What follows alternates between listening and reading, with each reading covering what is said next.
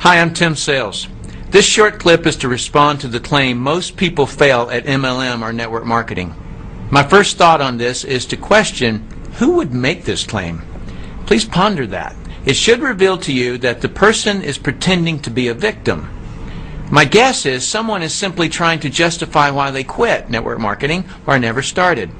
If you looked at the statistics of how many people make money compared to how many don't make money in network marketing, you could draw the conclusion that yes, less people make money than do not. But why people act as though this is any different than anything else is unknown to me, because the same could be said about anything people attempt. By the way, every time I say fail, I want you to picture the word fail in quotes. I'll explain why in a couple of minutes. Factually, most people who open a stock trading account fail at trading stocks. Most people who get into real estate fail at selling even one real estate property. Most people who want to sing at the opera fail. Most people who want to play professional sports fail. Most people who want to start a business fail. Most people who want to play a musical instrument fail. Most people who want to get into shape fail. So while it's true that most people fail at network marketing, it's also true that most people fail at every pursuit. The wise and logical thing to do is not look at the percentage that failed, but to look at what they did to fail versus what people that succeeded did to succeed.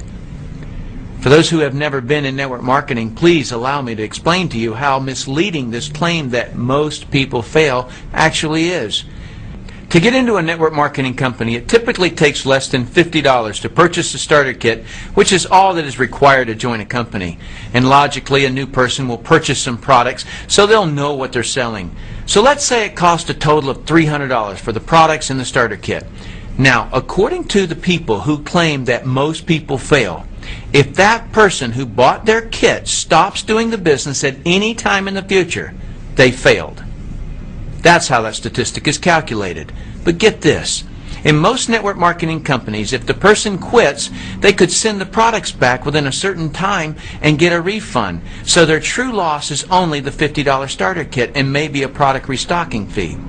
One of the main network marketing companies will give you a 100% refund on products and the starter kit if returned within 30 days. In fact, you get a 90% refund if you return the products within a full year. Let me put this into perspective for you. A couple of years ago, I watched Tiger Woods playing golf on TV. He was having a blast, and he made it look so easy. So I thought I wanted to play golf. I grabbed my wife and we went to a golf driving range near our house. We just happened to have our camera with us so we can recreate this experience for you.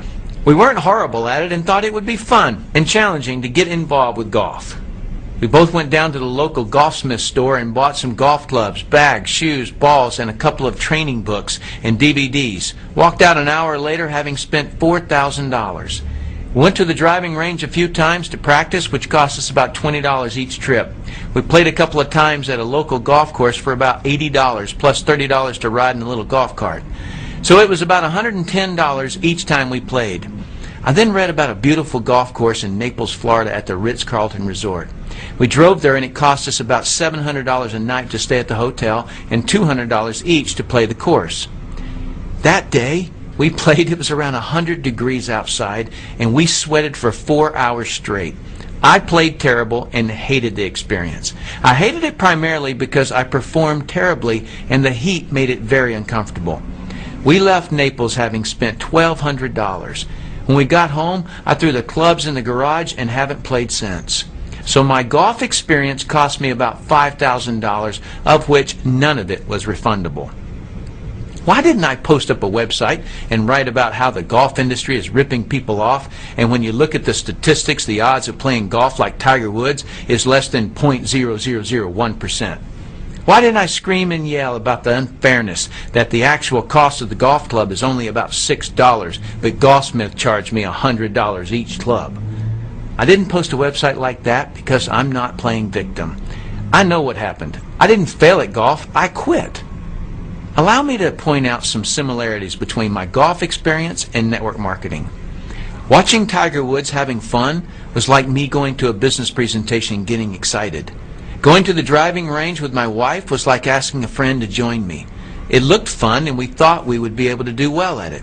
Buying the golf clubs and all of the gear was like buying a starter kit with some products, although I spent a lot more money on golf clubs.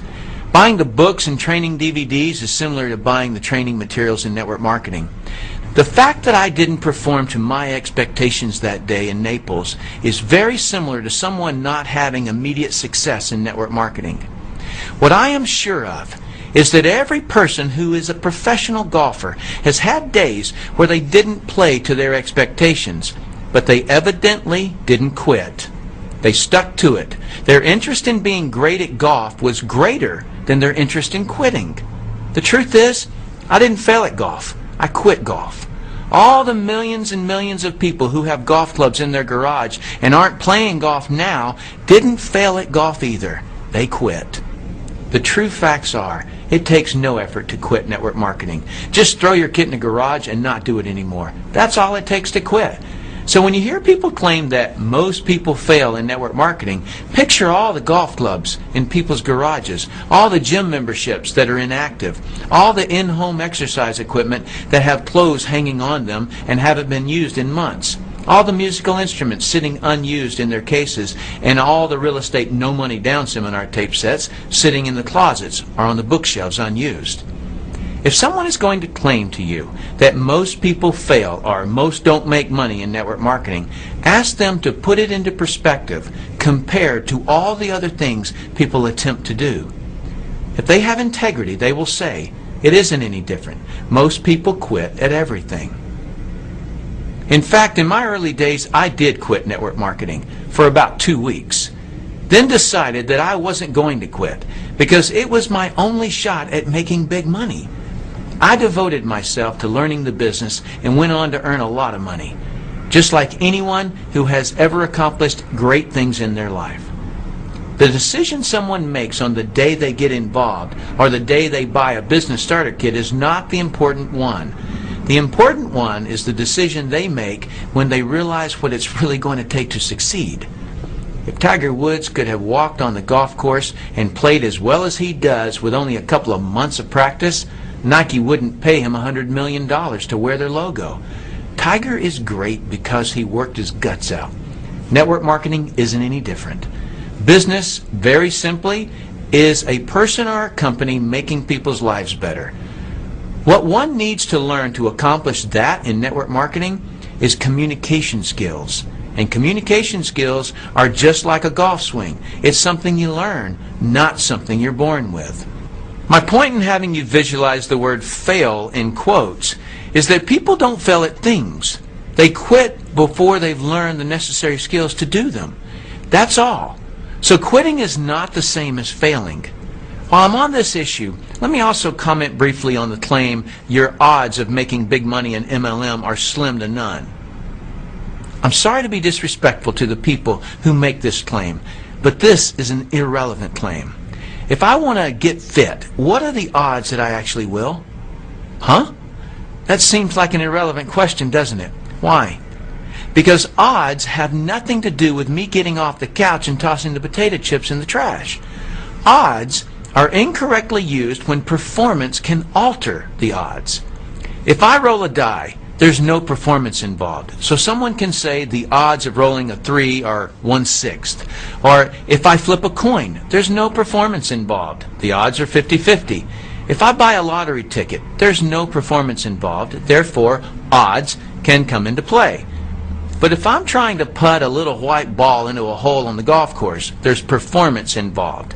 If I'm trying to build a business, there's performance involved, and odds are irrelevant. Performance is, has been, and always will be based on knowledge and training. That's how anyone gets better at anything. My son asked me a question that I'd love to know how you would have answered. Here's his question. Dad, what are the odds of me making the school golf team? If it was your son, how would you have answered it? Well, my answer was, son, odds have nothing to do with it. Your performance dictates whether you make the golf team, not your odds. Anyone who achieves anything noteworthy in life does so by getting the right training. I suggest you do the same. I'm Tim Sales.